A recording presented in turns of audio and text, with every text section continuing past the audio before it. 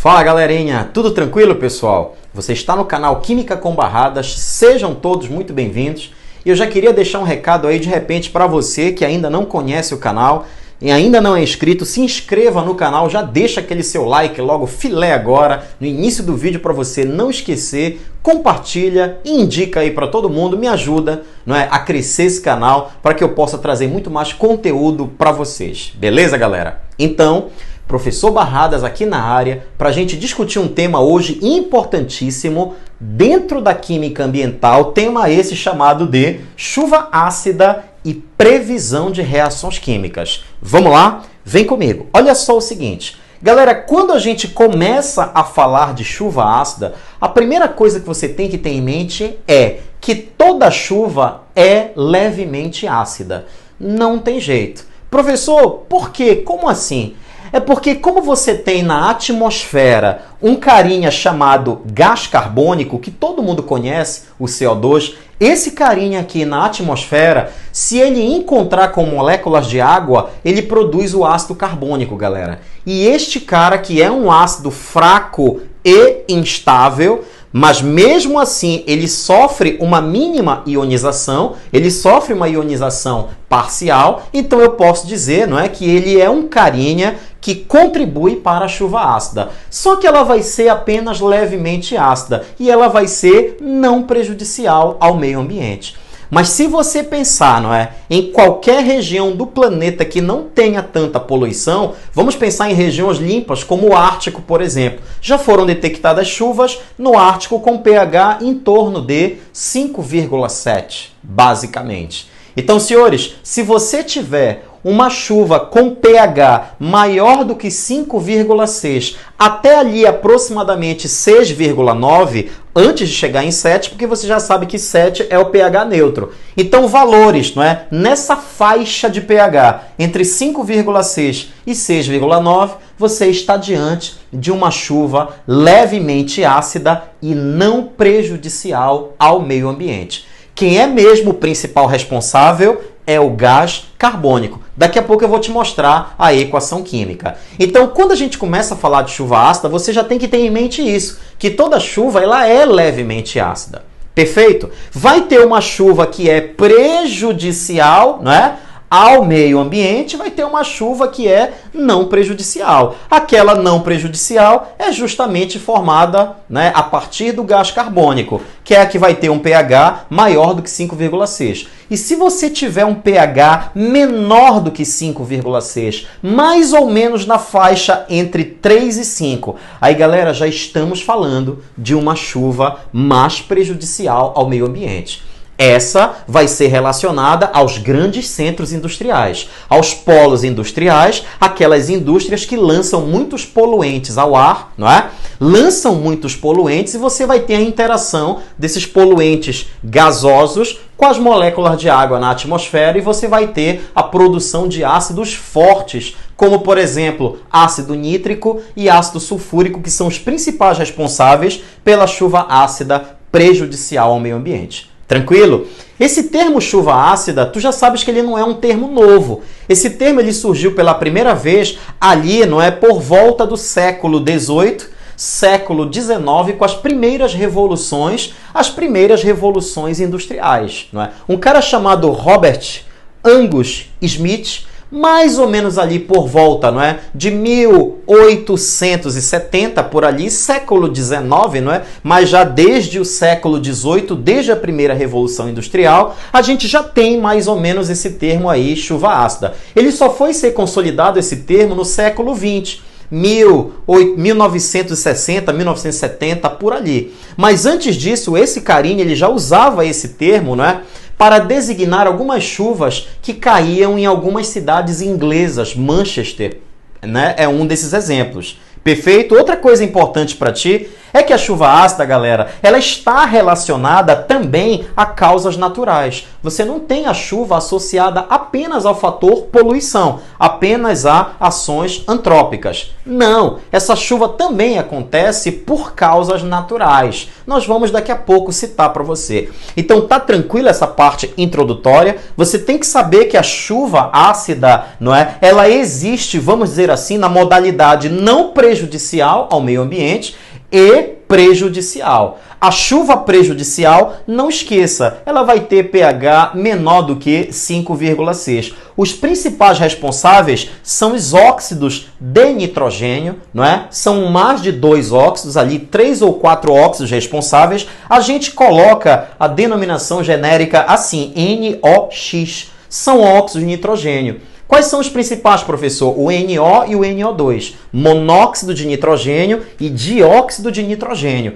Esses dois carinhas são os principais responsáveis, beleza? Mesmo você tendo aí, né? E você ainda tem outros óxidos de nitrogênio a considerar.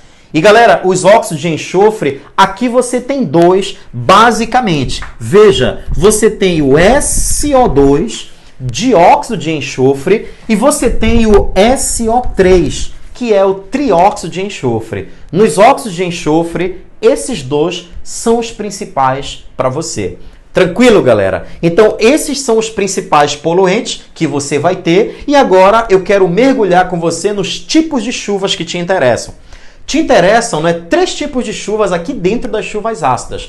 Primeira chuva que te interessa é a chuva ácida carbônica. Professor, quem é que forma essa chuva ácida carbônica? Eu estou me lembrando desse termo aí. Beleza, galera, é o gás carbônico. Aquele mesmo cara que eu te falei no início da aula, que é o responsável pela chuva ácida não prejudicial. É aquele cara responsável por toda a chuva ser levemente ácida. Você lembra? E esse carinha aqui também, ele vai originar uma chuva que tem pH maior do que 5,6. Não esqueça disso. Como é que o ácido é produzido? Galera, o ácido é produzido quando você pega a molécula do CO2. Veja, aqui está o gás carbônico. O gás carbônico interage com moléculas de água na atmosfera e você produz esse carinha aqui.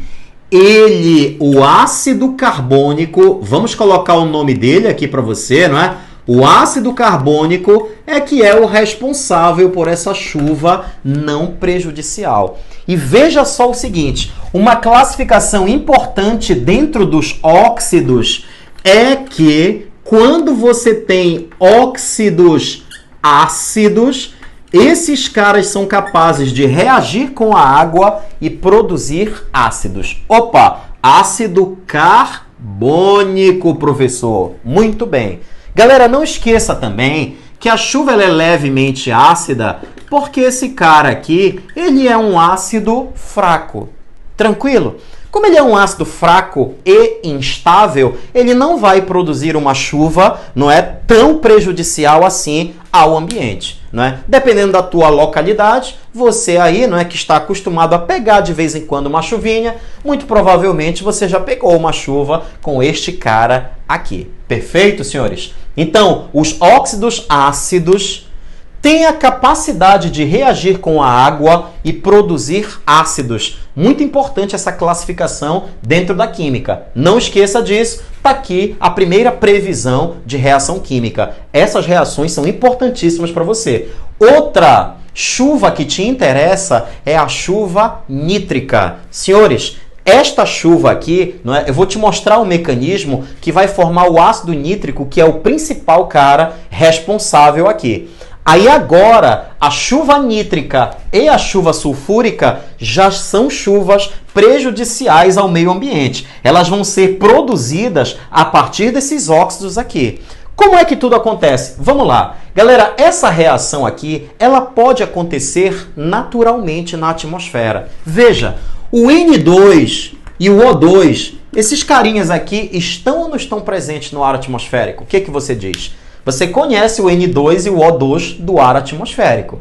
Esses carinhas aqui, se você tiver essas duas moléculas no ar atmosférico e de repente elas forem surpreendidas por um raio, por exemplo, por uma descarga elétrica, galera, o raio, não é? Ele tem o poder, vamos dizer assim, de decompor essas moléculas. Elas podem se rearranjar e produzir o que a gente chama de monóxido de nitrogênio.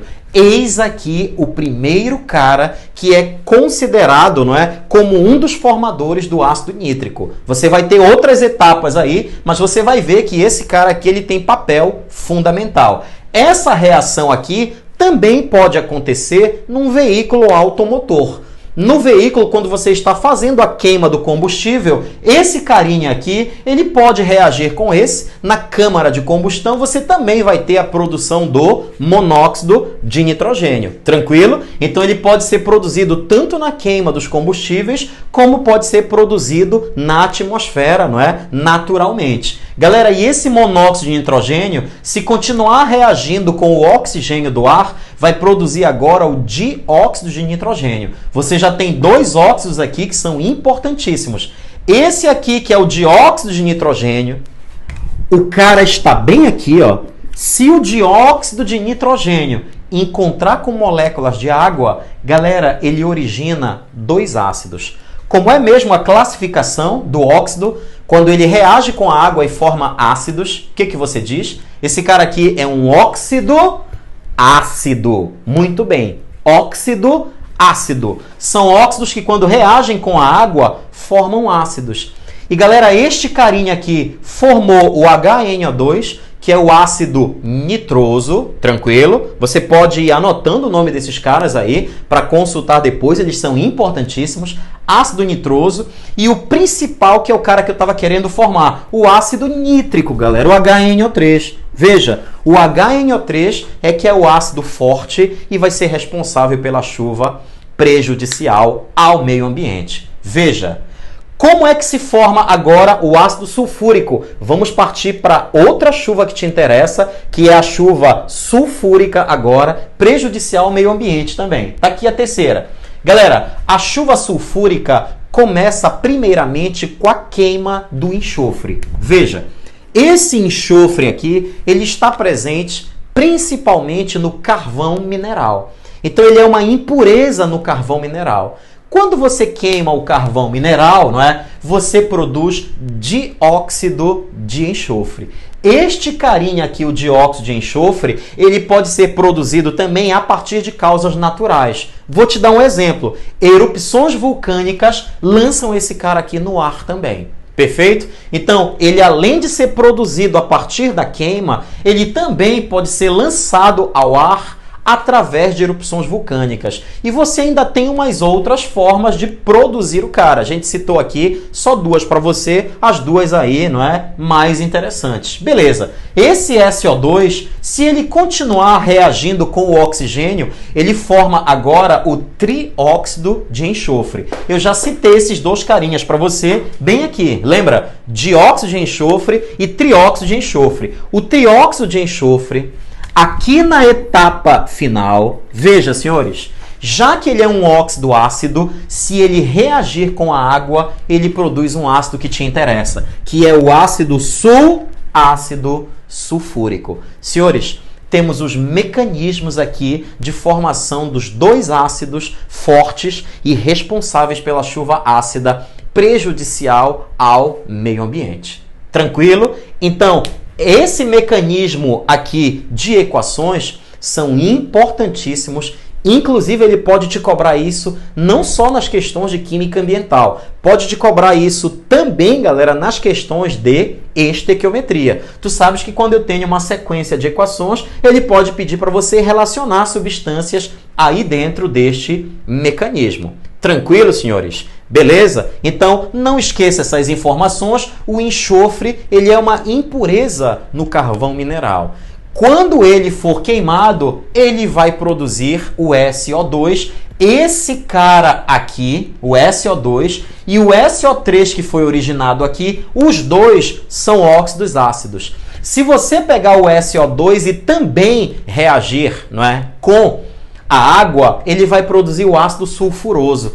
sendo que o ácido sulfuroso é um ácido moderado, não é um ácido forte, então a priori ele não interessa aqui para o meu mecanismo. Perfeito? Esse cara aqui ele vai ser queimado principalmente, não é, em termoelétricas, que trabalham com a queima da biomassa para a produção de energia. Alguns países, não é, trabalham aí em larga escala com as termoelétricas. Podemos citar para você a China, a Índia. Você vai ter a prática da queima do carvão mineral e a produção do SO2, posteriormente o SO3 e finalmente o H2SO4, que é o ácido sulfúrico. Beleza, galera? Então, nessas regiões, a chuva ácida vai ser bem mais acentuada pela prática, não é, da queima do enxofre e posteriormente produção do ácido sulfúrico. Tranquilo? Beleza. Professor, isso aí pode gerar o que como consequência? Galera, as principais consequências, você tem outras, mas eu vou te citar aqui as principais. E a principal delas, não é, é a acidificação de rios, lagos e a acidificação do solo. Senhores, se eu estou acidificando um rio e um lago, você já compromete a vida marinha naquele lugar ali. Com certeza, não é, você vai chegar, não é, num ambiente onde o pH é muito baixo e dificilmente um peixe consegue sobreviver nesse intervalo de pH entre 3 e 5. Perfeito? Você já teve, inclusive, localidades, posso citar aí o leste dos Estados Unidos, por exemplo, já foram detectadas chuvas de pH igual a 2. Senhores, menor do que 3, até mais ácido do que isso. Só para você ter uma ideia. Imagina se você verificar um pH de um rio ou de um lago igual a 2. Muito provavelmente nenhuma espécie de peixe conseguiria sobreviver, não é, nesse ambiente aquático. E quando você tem a acidificação do solo, você solubiliza alguns metais pesados que são prejudiciais ao desenvolvimento do vegetal, já que o vegetal captura os seus nutrientes diretamente do solo. Perfeito? Essa seria, não é, uma consequência que daqui a pouco vai ter uma remediação. Eu vou mostrar para você. Galera, segunda consequência, você tem a destruição de monumentos. E não só de monumentos históricos, mas você tem também a destruição de construções. O ácido, galera, ele acaba com tudo, senhores. Ele pode, inclusive, corroer, não é, o concreto e deixar exposta, não é, a toda a estrutura metálica, que também vai acabar sofrendo corrosão com o passar do tempo. Tranquilo? Então, você tem a destruição de monumentos e de construções. Senhores, além de atacar a saúde humana, já que ele é um ácido, ele pode vir a provocar queimaduras. Tranquilo? Beleza? E ele também causa problemas respiratórios. É um dos problemas trazidos pela chuva ácida.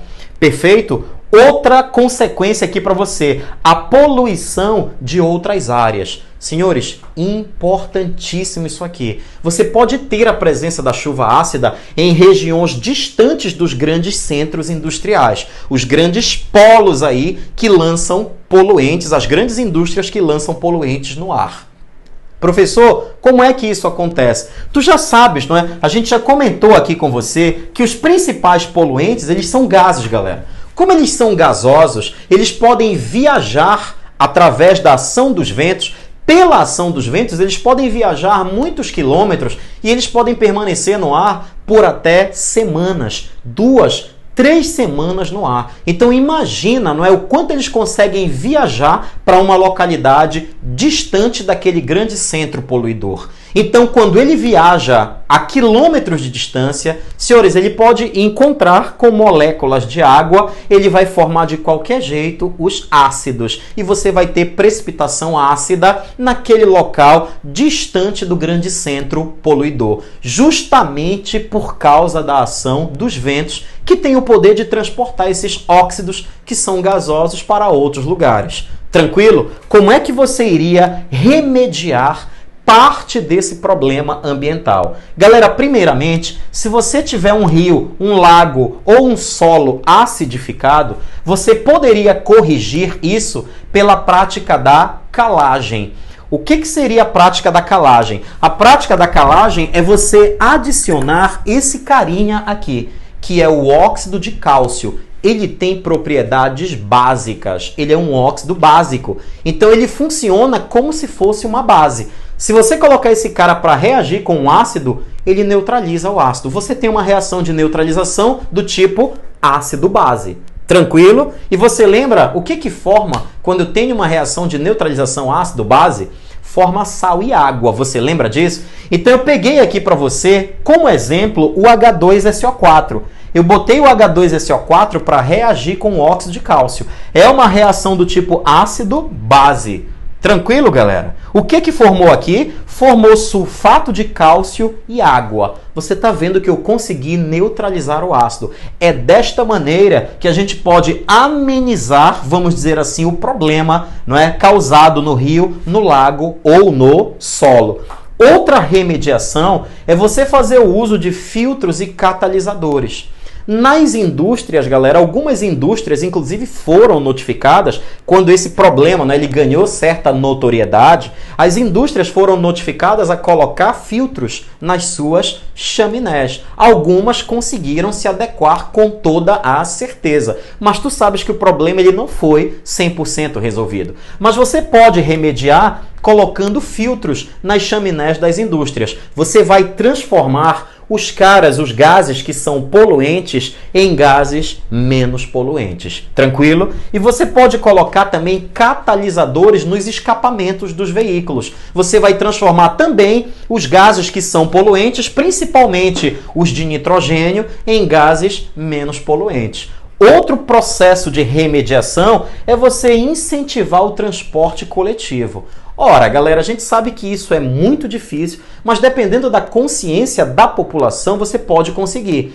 Basta que algumas pessoas abram mão dos seus veículos particulares e passam a ir num coletivo, por exemplo, para o trabalho. Agora, a gente sabe, não é, que você precisa oferecer um serviço de qualidade para que você possa abrir mão, de repente, do seu veículo particular e comece a andar no coletivo para poder ir para o seu trabalho, para a escola, faculdade, etc. Então, incentivar o transporte coletivo é uma medida, não é, que vai atenuar esse problema com toda certeza absoluta. Se todo mundo resolver sair nos seus carros, você vai ter vários agentes poluidores.